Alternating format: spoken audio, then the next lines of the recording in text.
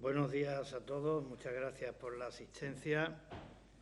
Buenos días a los que están presentes y también buenos días a las personas que nos están siguiendo a través de los medios de comunicación. Esta comparecencia, como todas las que estamos celebrando desde que se inició la crisis del COVID, desde que nos enfrentamos a esta epidemia, tiene un doble objetivo. En primer lugar, dar cuenta de los hechos más relevantes que en los últimos días han ocurrido en relación con esta crisis, hacer una valoración de los mismos en los casos que sea necesario, actualizar datos y, sobre todo, al servicio de la debida transparencia, pues atender las preguntas que nos quieran hacer. España está de luto, Ceuta está de luto y, por tanto, creo que cada vez que tengamos una comparecencia de esta naturaleza, mis primeras palabras van a ser de condolencia para los familiares de las víctimas mortales del COVID-19. Asimismo, de ánimo y de aliento para las personas que están sufriendo esta enfermedad, bien en sus domicilios, bien en el hospital, y también de compromiso solidario por parte de nuestra institución con quienes, a causa de la crisis sanitaria, lo están pasando mal desde el punto de vista económico. Por tanto, nuestro compromiso solidario con los trabajadores que se han quedado en paro, con los trabajadores que están afectados por un ERTE y, en particular, con los que, estando afectados por un ERTE, todavía no han cobrado las correspondientes cantidades, con los autónomos que tienen inquietud acerca de la supervivencia y la viabilidad futura de sus negocios, con el conjunto del tejido empresarial de Ceuta, un compromiso solidario que además creo que es una obligación moral de todos nosotros, porque tenemos que ser conscientes de que su suerte es la suerte de todos y que su futuro, o en su futuro, o de su futuro, depende del porvenir de nuestra ciudad. Esto es así y conviene recordarlo. Como también creo que conviene hacer nuevamente un reconocimiento público por parte del Gobierno de la ciudad a quienes están dando lo mejor de sí mismos para luchar contra la enfermedad y para proteger la salud de todos. Hay ejemplos que nunca se nos van a olvidar, como he dicho en otras ocasiones, sobre todo de aquellas personas que, superando carencias, superando dificultades, cierta precariedad en medios, siguen al pie del cañón y lo hacen con un profundo sentido del deber y lo hacen con una admirable vocación de servicio. A ellos, de corazón, muchísimas gracias. En cuanto a las novedades, yo creo que la más notable es que Ceuta ha pasado a la fase 2 de la denominada desescalada. Yo no voy a entrar en los pormenores de lo que ello significa, estando aquí la autoridad competente en materia de sanidad en el Gobierno de la ciudad, que es nuestro vicepresidente y consejero, y que seguro que dará detalle puntual en esta misma semana de los pormenores que en nuestro modo de vida influye esto de que estemos en la fase 2. Pero, en cualquier caso, sí significa que hemos dado un paso adelante. Pero también creo que tiene que ser un motivo para la reflexión, es decir, también creo que no podemos caer en la relajación, no podemos caer en la autocomplacencia, no podemos caer ni mucho menos en el triunfalismo. La batalla no se ha ganado, el virus sigue estando ahí y nos sigue amenazando, y además de eso es un hecho innegable que Ceuta sigue siendo vulnerable fundamentalmente por el nivel de respuesta hospitalaria que tiene en comparación con las medias nacionales. Por tanto, si en algún sitio no cabe relajarse, ese es Ceuta. También, por tanto, creo que no podemos bajar la guardia en absoluto. Y sí, por el contrario, respetar y de una manera responsable las indicaciones, las recomendaciones y las disposiciones que establezcan las autoridades sanitarias. Por nuestra parte, desde el primer día venimos defendiendo una estrategia en lo que se refiere a abordar las exigencias de la crisis sanitaria. Esa estrategia la vamos a seguir aplicando y consiste básicamente en preservar un nivel de coordinación y de colaboración absolutamente leal con el INGESA, que mucho tiene que ver en este asunto. En segundo lugar, también prestarle desde nuestro ámbito una especial atención a los colectivos vulnerables y dentro de ellos a las residencias de mayores. Y junto con los colectivos vulnerables, a aquellas personas que están atendiendo servicios esenciales y que, por tanto, se ven más expuestos al virus.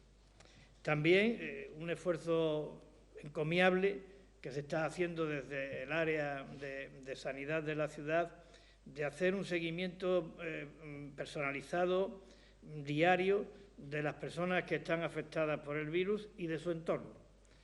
Cerca de 300 personas son vigiladas diariamente con escasos recursos, con escasos medios, pero, como decía antes, con mucha vocación de servicio.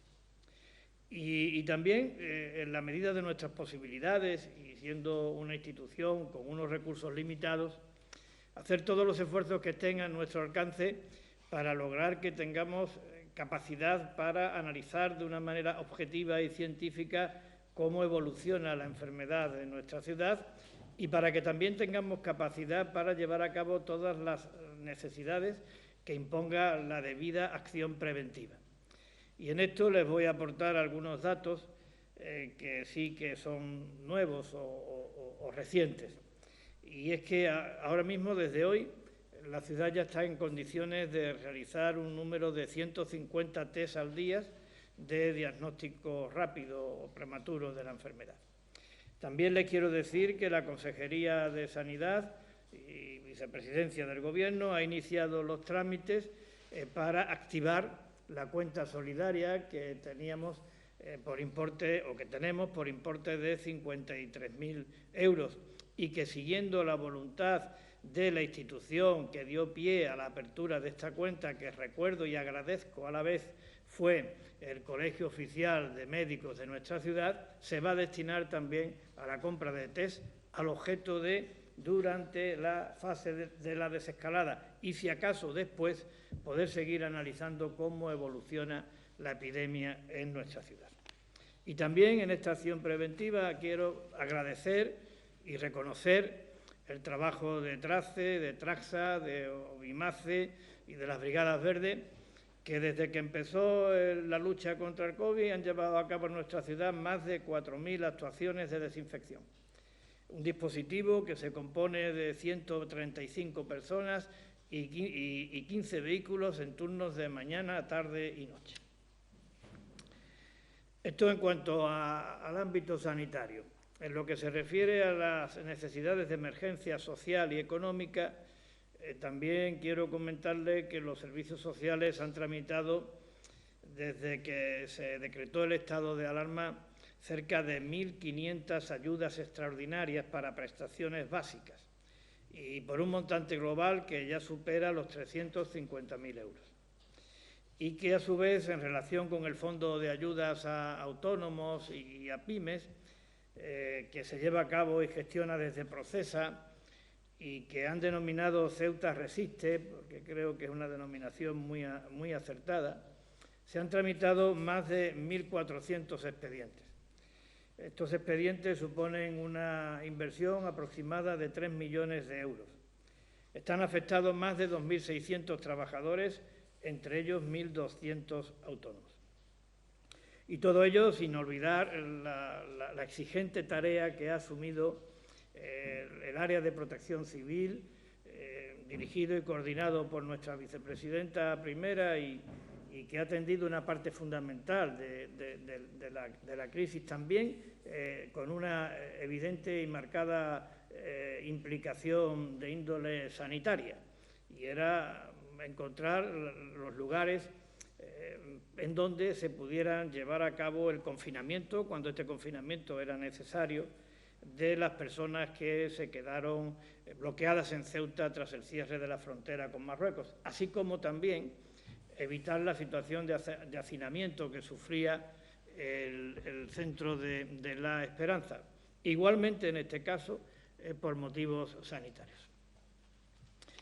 Como todos ustedes saben, y ayer hicimos pública después de la videoconferencia que tuve o en la que participé con el presidente del Gobierno de la Nación y el resto de presidentes autonómicos, la ciudad ha decidido llevar a cabo el cierre de una manera ordenada en los próximos días del Polideportivo de la Libertad como lugar de alojamiento y albergue de marroquíes que se quedaron en Ceuta bloqueados tras el cierre de la frontera. Esta decisión ha estado basada fundamentalmente en 3 razones que paso a explicarles.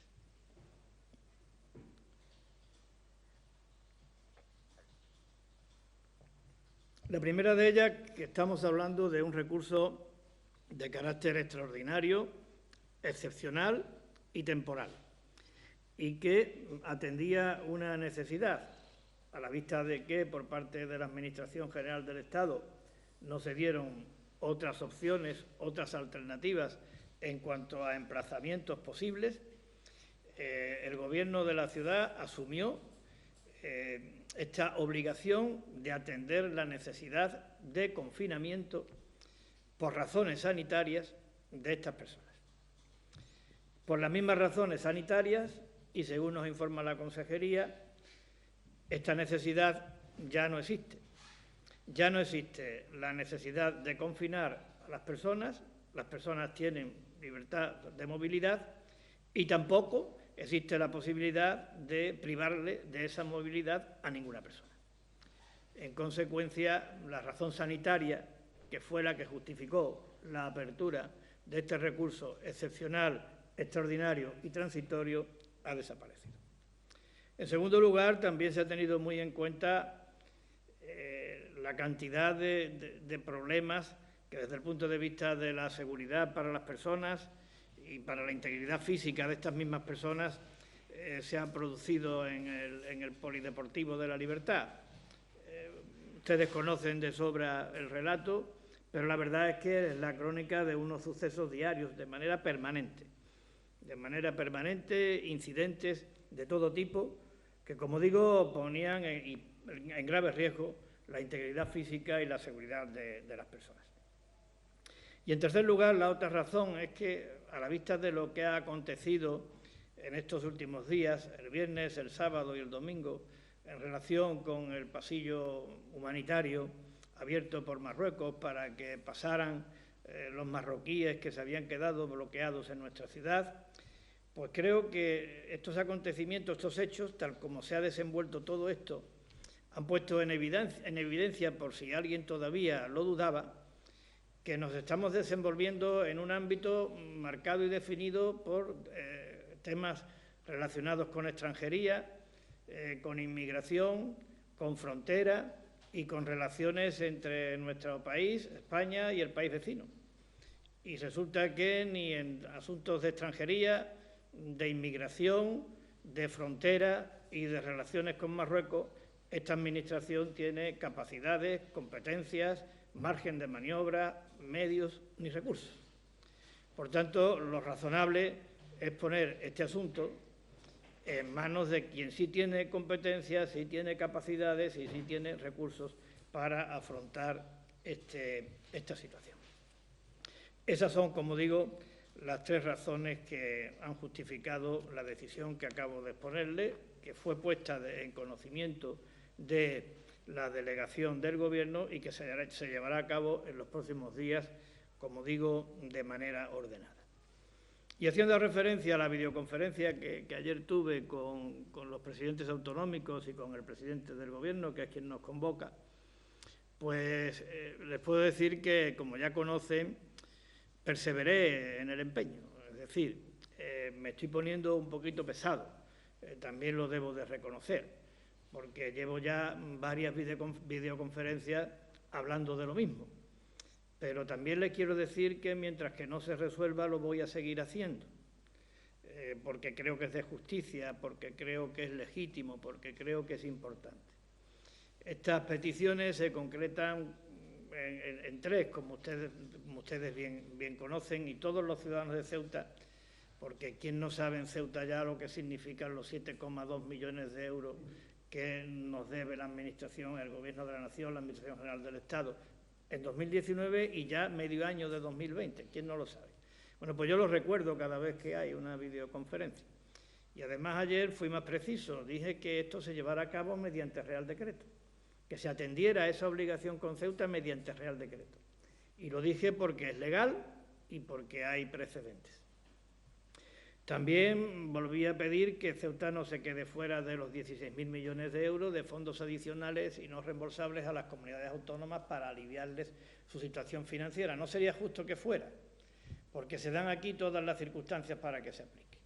Tenemos necesidades de carácter social de una manera evidente, hemos incurrido en gastos de una manera notable desde el punto de vista sanitario y desde el punto de vista de la salud pública, y en tercer lugar, el ingreso propio más importante que tiene la ciudad, el IPSI, pues se ha caído como consecuencia del COVID. Si este fondo va destinado en una cantidad de 5.000 millones de euros para compensar las caídas de los ingresos propios, aquí pues también, como el resto de autonomías españolas y en igualdad de trato. Y la tercera petición, pues que el Estado se implique en el tema del acuciante problema de los menores extranjeros no acompañados. Este es un asunto derivado de nuestro singular hecho fronterizo.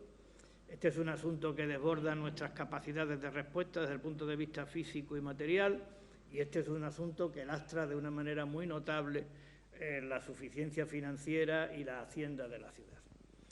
Y cuando pedimos esta implicación enérgica y decidida por parte del Estado, tampoco estamos pidiendo una barbaridad, porque también en esa implicación y en problemas similares, aunque es verdad que la legislación ha evolucionado, esa implicación por parte del Estado se ha producido. No sé si ustedes se acordarán, pero yo, como estoy consultando muchas cosas en torno a esto durante estos días, recuerdo que en 2006-2007 Canarias vivió una crisis de inmigración muy notable, fue denominada la crisis de los cayucos, y dentro de ellos, dentro de esta presión migratoria, había una componente relativa al aspecto más sensible de la misma, como en nuestro caso, relativa a los menores extranjeros no acompañados. Bueno, en Canarias se calificó de una crisis que la autonomía no tenía capacidad de abordar, porque habían llegado 800 menores no acompañados a Canarias. Canarias tiene 2.100.000 habitantes, me parece. Bueno, si 800 menores en Canarias, con una población de 2.100.000 habitantes, justificó una intervención por parte del Estado enérgica y decidida, en el caso de nuestra ciudad, con 87.000 habitantes y 500 menores, pues yo entiendo que está más que justificada que se lleve a cabo esa acción enérgica y decidida. Y nosotros vamos a perseverar en el empeño, porque, como digo, hay precedentes y son muchas las consecuencias que el asunto tiene para el desenvolvimiento de esta Administración. Creo sinceramente que en esta causa debemos de estar todos, por encima de rivalidades políticas, por encima de intereses partidistas. Esto le concierne a todos los grupos políticos de la Asamblea y de todos debe esperarse una acción cómplice al objeto de poder atender estos objetivos, al objeto de que Ceuta sea tratada como debe, porque eso finalmente es lo que estamos pidiendo. Y creo que tiene que ser así, porque estamos hablando de cosas fundamentales. Cuando estamos pidiendo el apoyo del Gobierno de la Nación, como digo, de manera razonable, legítima y justificada, en última instancia lo que estamos pidiendo es a favor de que esta Administración tenga capacidades y recursos para poder atender y mejorar la calidad de los servicios, para poder atender las demandas de los ciudadanos, para poder favorecer el crecimiento económico y la creación de empleo. En última instancia no estamos pidiendo para un partido político, ni estamos pidiendo para un gobierno determinado, estamos pidiendo en beneficio y en favor del bienestar de los ceutíes. Y por otra parte, por una cuestión esencial, porque desde siempre, el apoyo del Gobierno de la Nación, el apoyo del Estado es un cimiento, un pilar fundamental para la supervivencia de nuestra ciudad. Y lo es de manera justificada, porque las presiones, las dificultades y los condicionamientos que en Ceuta se dan, salvo en el caso de Melilla, no se dan en ninguna otra parte del territorio nacional. Y eso es Constitución, y eso es convivencia, y eso es apoyar la unidad y la integridad territorial de España. Unos cimientos que, por otra parte, ha costado mucho tiempo y mucho esfuerzo construir, y que no podemos permitir los ceutíes que se debiliten. Tiene que ser causa de todos. Y hay que poner altura de miras, y hay que poner generosidad. El otro día lo dijo la consejera de Hacienda y de Función Pública y Recursos Humanos, me parece que es el nombre de la consejería, en el Pleno sobre aprobación definitiva de la modificación que hemos llevado a cabo en el presupuesto para ese plan de choque a favor de la atención a las necesidades de emergencia social y de apoyo a nuestros autónomos. Si Ceuta no recibe el trato que merece, porque nosotros somos un obstáculo, y yo esa reflexión que hizo nuestra consejera la hago personal.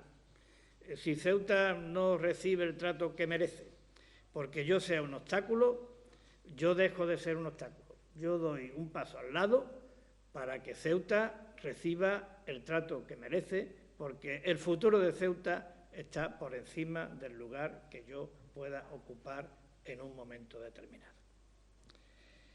Y dicho esto, pues decirle que vamos a seguir perseverando, como también vamos a seguir perseverando con altura de miras y con generosidad en lograr un gran acuerdo en Ceuta para señalar el camino que nuestra ciudad debe seguir para lograr un modelo económico distinto al que había antes de la crisis del COVID, distinto al que había antes del bloqueo comercial por parte de Marruecos.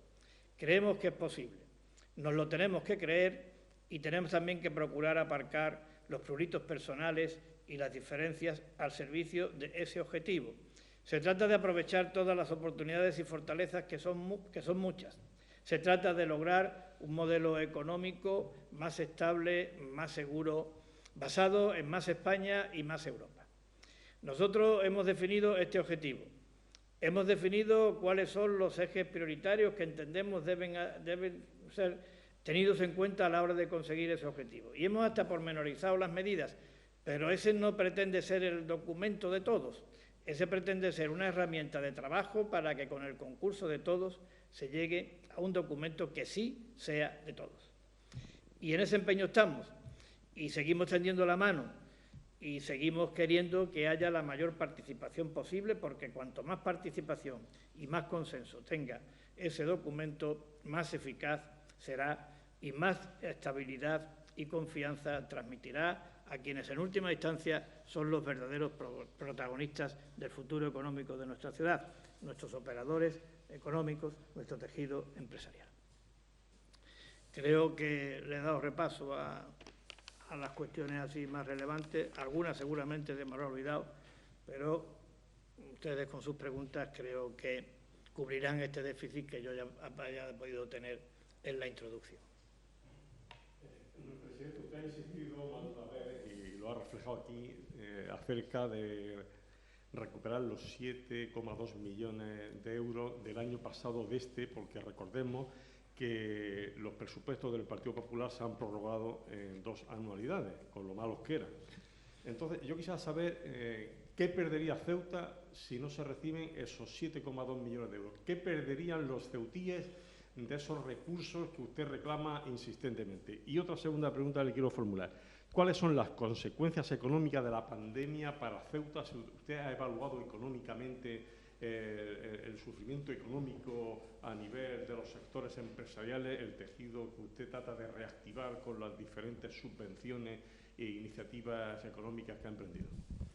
Bueno, en cuanto a la primera pregunta, yo creo que hay una pérdida tangible que creo que se mide en los 7,2 millones de euros de 2019, de 2020 y no sabemos qué pasará de cara al futuro. Eso evidentemente debilita, como he dicho al principio, nuestra capacidad de respuesta a la hora de mejorar la calidad de los servicios, a la hora de atender las demandas de los ciudadanos, a la hora de contribuir al desarrollo económico de nuestra ciudad y a la creación de empleo. Pero sobre todo yo creo que tiene casi más valor desde el punto de vista de lo intangible, es decir, de lo que significa. Claro, ¿para qué van destinados esos 7,2 millones de euros o qué lo justifica? Pues lo justifica, primero, el que se trata de compensar los costes de producción de agua en Ceuta. ¿Y por qué hay que producir agua en Ceuta? Pues hay que producir agua en Ceuta a través de la desalinizadora, porque Ceuta no tiene recursos naturales en materia hídrica. Por tanto, la solidaridad del resto de los españoles tiene que hacer que en aquellos territorios en donde no haya recursos hídricos naturales, sea el Estado quien sufrague el correspondiente coste, como también ocurre en el archipiélago canario. Por tanto, es una cuestión importantísima, porque está relacionada directísimamente con el derecho a la igualdad de todos los españoles, con independencia de cuál sea su lugar de residencia. Y ese es un código que debemos aquí de defender a rajatabla. ¿Por qué? Porque el futuro de Ceuta en gran medida depende de eso.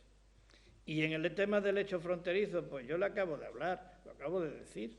Es decir, si no se contempla que el hecho fronterizo tiene un impacto en forma de mayores exigencias en la gestión de los servicios de la ciudad, se está ignorando una realidad, creo que evidente y rotunda. Además, se está perdiendo de vista en la consideración que tienen que tener los presupuestos generales del Estado para responder justamente, de manera equitativa, a las distintas realidades del conjunto del territorio nacional, que aquí hay un hecho singular, no solamente en España y en el resto de Europa, y es que somos la única frontera terrestre de España y de Europa en África. Por tanto, 7,2 millones de euros es mucho dinero, muchísimo dinero. Se pueden hacer con ello muchísimas cosas. 1 millón de euros es lo que nos gastamos en becas, imagínense. Pero, además de eso, tiene un valor intangible, simbólico, que es de muchísimo calado y de mucha importancia. Por eso lo tenemos que defender. Y yo no sé el impacto que vaya a tener en el Producto Interior Bruto y en el empleo de nuestra ciudad la crisis de la pandemia, que viene precedida de otra crisis importante, porque no olvidemos que por el bloqueo comercial de Marruecos, el comercio, nuestra principal fuente de actividad productiva, tuvo un desplome del 40% en su volumen de negocio, no olvidemos. Desgraciadamente, yo creo que la resaca de la crisis en lo que se refiere al ámbito económico y social aquí y en toda España va a ser peor desde el punto de vista económico y social que la propia crisis. Vamos a pasar momentos difíciles. Y yo creo que por eso es importante que se seleccionen bien las prioridades. Por eso es importante que el esfuerzo que se vaya a realizar para recuperar la actividad económica sea un esfuerzo racional, inteligente, riguroso desde el punto de vista técnico. Por eso creo que es importante que abandonemos las posturas demagógicas y populistas. Por eso creo que es importante que se haga lo que los expertos nos digan que hay que hacer. Y en ese sentido, pues creo que nosotros, no quiero presumir de nada, ni quiero que suene a petulancia. Dije el primer día que me reuní con ustedes que jamás sacaría pecho en un momento como el que está viviendo España, que no hemos conocido uno peor en muchísimo tiempo, y yo ya soy muy mayor. No he conocido ninguno peor. Entonces, bueno, nosotros hemos establecido una prioridad, y en este momento de dificultad, sabiendo que no estamos viviendo nuestro mejor momento desde el punto de vista del apoyo del Gobierno de la Nación, como acabo de decir, sabiendo que tampoco estamos viviendo nuestro mejor momento desde el punto de vista de la capacidad recaudatoria de los tributos propios que no dependen de las transferencias del Estado, esta ciudad, esta institución, limitada en recursos, pequeña, humilde, pues ha invertido o va a invertir 70 millones de euros para tratar que nuestros autónomos y que nuestras pequeñas y medianas empresas puedan salir del trance. Porque creemos que ahí está la base. Y si yo tuviera que decir lo que creo que a nivel nacional se debería de hacer, pues creo que habría que empezar por cuidar la supervivencia de quienes suponen el 80% de todo el empleo de España, nuestras pymes y nuestros autónomos. Yo creo que ahí es donde habría que poner el acento, y el acento en una política fiscal adecuada, en la generación de rentas, en dar facilidades, porque del mantenimiento de ese tejido productivo depende que España pueda salir adelante. En Twitter, en respuesta al comentario de una corresponsal española en Marruecos, el vicepresidente de la ciudad, Carlos Rontomé, sugería que la delegación de Gobierno había decidido no aplicar la ley para expulsar a los marroquíes que estaban en las listas pero que no querían irse. ¿Es eso cierto? ¿Considera el Gobierno de la ciudad que la delegación no ha hecho todo lo posible para que salieran de la ciudad todos los marroquíes que estaba previsto que así lo hicieran? Lo que manifestó el vicepresidente del Gobierno es que, en relación con las personas a las que se le ofreció la posibilidad de ser repatriados y no quisieron, pues se tiene que aplicar la ley. Es decir, la ley con sometimiento a los procedimientos y requisitos que la propia ley establece. En cuanto a la valoración que desde el Gobierno de la ciudad se pueda hacer de la gestión llevada a cabo por la delegación de Gobierno en este asunto, saben ustedes que somos muy respetuosos con el respeto institucional que todos nos merecemos. Y, por tanto, nosotros desde esa consideración del respeto que si pedimos para esta administración también queremos ejercer respecto de otras administraciones, quiero decirle que yo tengo la percepción de que la delegada del Gobierno se ha empleado a fondo y ha puesto mucho empeño y mucho interés en que esta operación de repatriación fuera un éxito. Yo creo que la operación de repatriación todavía sigue estando vigente, al menos lo creo, lo espero y lo deseo. Por tanto, a mitad de camino siempre los balances son más complicados. Pero si tenemos que hacer un balance intermedio, porque no hemos terminado, pues yo también creo que, a pesar de que la delegada del Gobierno se ha empleado a fondo, los resultados no han cubierto las expectativas que se tenían. Y eso me parece a mí que es un hecho evidente, porque si de alguna manera se estaba hablando de establecer un pasillo humanitario, significa que quienes tendrían que haber pasado primero eran las personas que se encontraban en una situación de mayor precariedad y vulnerabilidad, es decir, las personas que estaban en un polideportivo. Pues resulta que de las personas que estaban en un polideportivo han pasado 28, de un total de personas que han cruzado la frontera que es de 285. Esto me parece que es el 10%. Entonces, los más vulnerables, el 10%. Por tanto, las expectativas no se han cubierto. Y la percepción que yo también tengo, pero creo que esto excede a la voluntad de la delegada del Gobierno, la percepción que yo tengo, y creo que, por decirlo, no ofendo a nadie, es que aquí están marcando las pautas y los tiempos Marruecos, que Marruecos es quien decide cuántos salen, qué días salen, a qué hora salen y quiénes salen. Y yo creo que ahí el Gobierno de la Nación, nuestro Gobierno, pues hombre, podría hacer algo más para decirle a Marruecos, mira, primero los vulnerables y luego los menos vulnerables, cosa que creo que no está ocurriendo. Esperemos que en el balance final podamos hacer otra valoración distinta a la que acabo de realizar. Del mismo medio también de Ceuta Actualidad, el Gobierno ha apelado a la responsabilidad de los ciudadanos a la hora de acudir a las playas. ¿Cree suficiente esa apelación a la responsabilidad para garantizar la seguridad sanitaria en las playas? Andalucía contratará a 3.000 personas para controlar el movimiento de los bañistas y piensa el Gobierno de la ciudad establecer también aquí en Ceuta algún tipo de control extraordinario. No sé si es suficiente, probablemente no. pero sí creo que es absolutamente necesaria e imprescindible.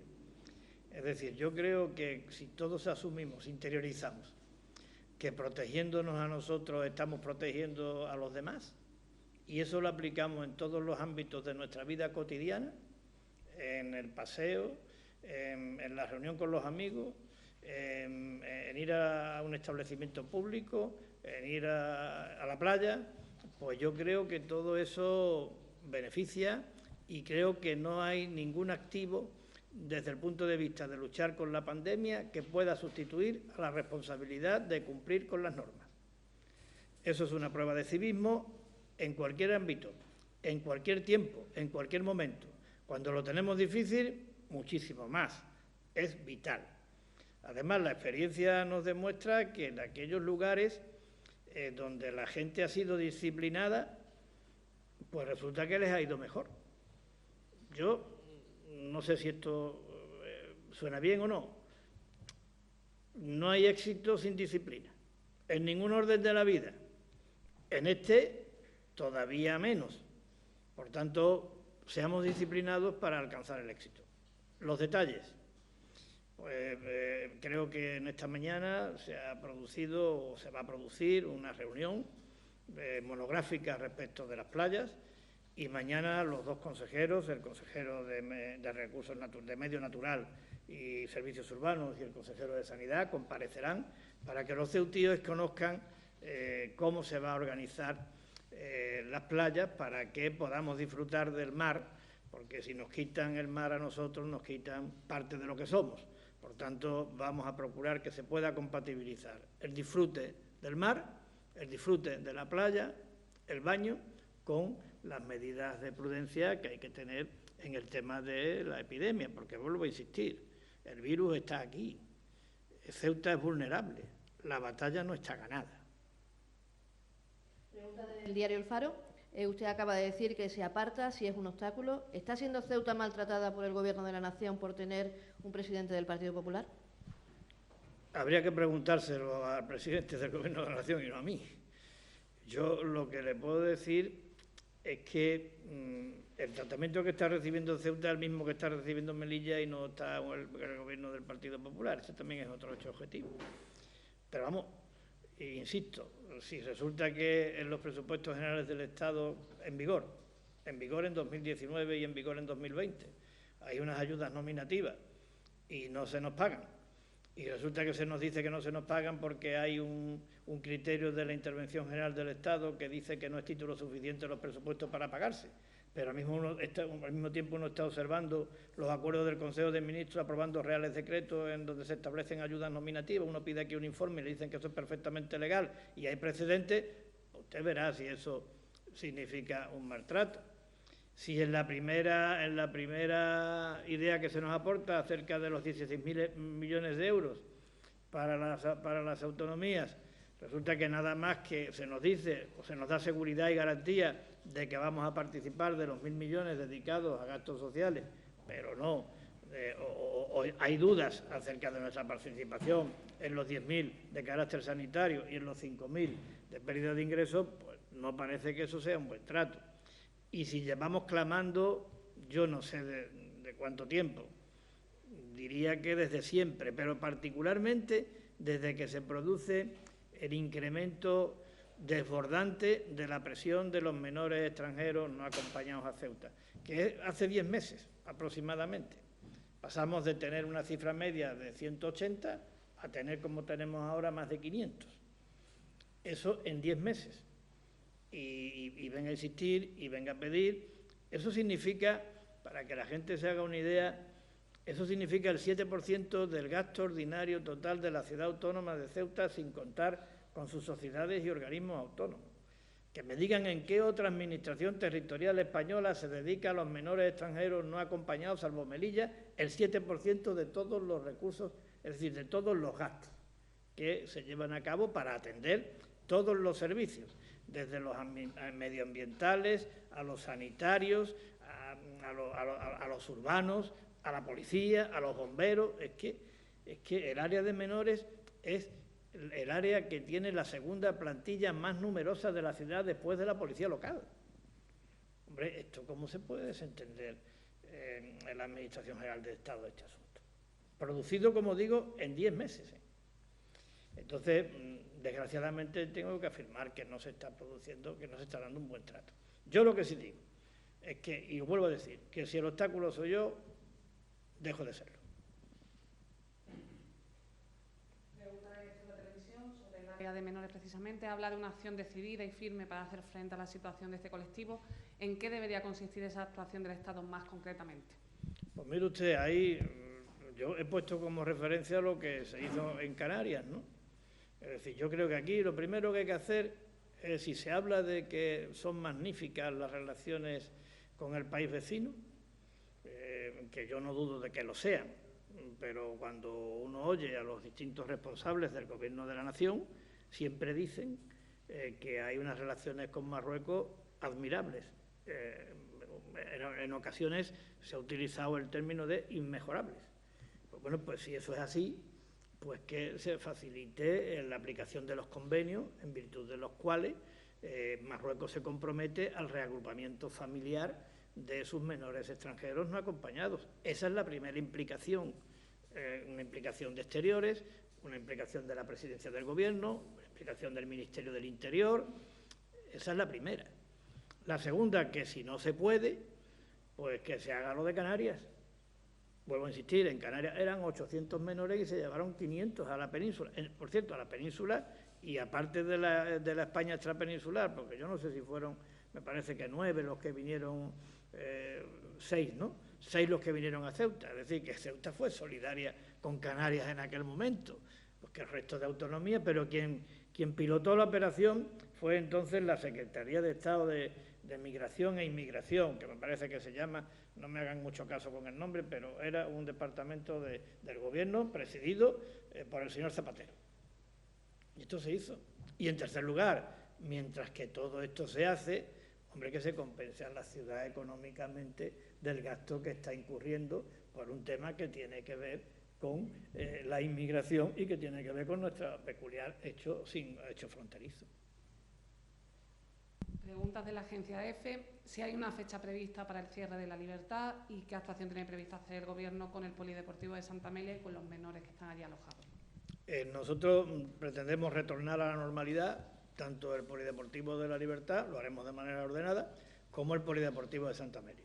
El Polideportivo de Santa Amelia también tenemos previsto que deje de estar afectado a este recurso extraordinario de alojamiento y que, por tanto, vuelva a incorporarse a la oferta de infraestructuras deportivas de la ciudad cuanto antes. Sí, precisamente, reiterando la pregunta del compañero, ¿cuál es la fecha que baraja el Gobierno para poder cerrar ambos polideportivos? Yo no le voy a dar ninguna fecha concreta, señor Mendoza, porque, como digo, lo queremos hacer de manera ordenada, pero en los próximos días. Es decir, pueden ser 4 o 5 días. Nosotros nos planteamos como objetivo antes de que termine el mes de mayo, pero ese es el objetivo, que luego lo podamos cumplir porque lo queremos hacer de manera, ya digo, ordenada, pero calcule usted que una semana.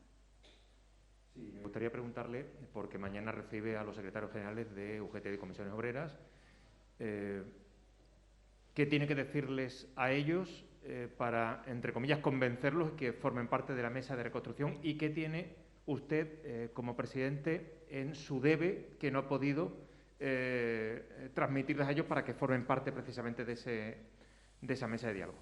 El debe estoy seguro que me lo van a decir ellos. A veces también me lo han dicho públicamente, bueno, yo estoy aquí para encajar. Creo que es mi responsabilidad y mi obligación. Yo lo que les voy a decir es lo mismo que les he dicho en otras ocasiones y creo que lo mismo que hemos demostrado con nuestros hechos. Es decir, desde que nosotros empezamos a trabajar este asunto, le hemos dado a los sindicatos el papel que creemos que le corresponde. Ya le he dicho que esto parte de un documento que elaboramos en febrero.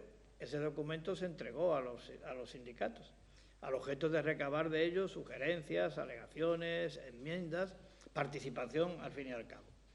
Y por otra parte, pues cuando constituimos el grupo de trabajo, el vicepresidente que está encargado de esta función también habló con los sindicatos, también les pidió que participaran y creo que nosotros, sinceramente, hemos propiciado su implicación y su participación en este foro de trabajo. Le hemos dado hemos pretendido darle, pero con absoluta flexibilidad, un componente técnico, pero con personas expertas y con personas que tienen clara también cuál es la realidad socioeconómica de Ceuta. Pero si no se quiere ese componente técnico, hay grupos políticos que están participando a través de los propios diputados de la Asamblea. Por tanto, nosotros somos flexibles, estamos abiertos. Lo importante en este caso es el objetivo. Si los sindicatos están yendo a la delegación de gobierno con la Confederación de Empresarios, con la Cámara de Comercio, y están allí llegando a acuerdos en relación con temas que son fundamentales para nuestra ciudad y se pueden incorporar a ese documento, tenga la plena seguridad que se incorporarán. Porque al final de lo que se trata es de encontrar una propuesta que atienda una necesidad urgente e inaplazable que tiene Ceuta, que es reconvertir su economía, reconvertir su estructura productiva hacia un modelo alternativo más sólido y más estable. Y ese es el objetivo. Y en ese objetivo tenemos que tener toda una actitud generosa, dialogante y buscar los puntos en común. A lo mejor no es el documento de todos, pero a lo mejor todos sí somos capaces de ponernos de acuerdo en algunas medidas que beneficien a todos. Por tanto, les voy a pedir que participen. Sí, me gustaría preguntarle también, ¿hay algún presidente autonómico que ya ha dejado caer la posibilidad de adelantar fases conforme vaya avanzando este proceso de desescalada? Y, de hecho, se ha soltado de alguna forma, en una especie de globo sonda, que las fases de desescalada no sean de 2 semanas, sino de 1. ¿Ceuta pediría ese avance de fases o se quedaría simplemente esperando que transcurran esas 2 semanas? Siempre teniendo en cuenta el criterio profesional y técnico. Es decir, creo que en esto hay que subordinarse a los criterios de los profesionales. Ya he dicho antes que hay una característica destacada de nuestra estrategia, que es la estrecha colaboración que existe con Ingesa. Tenemos unos magníficos profesionales en el área de salud de la ciudad, que lidera nuestro vicepresidente, y ellos serán los que determinen, en contacto con el Ministerio también, cuándo es el momento de pedir el pase a la fase 3, o si una determinada fase tiene que durar, en vez de 15 días, 7 días. Será, señor Mendoza, el criterio técnico el que se imponga.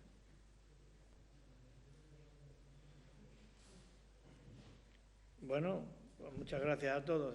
Muchísimas gracias.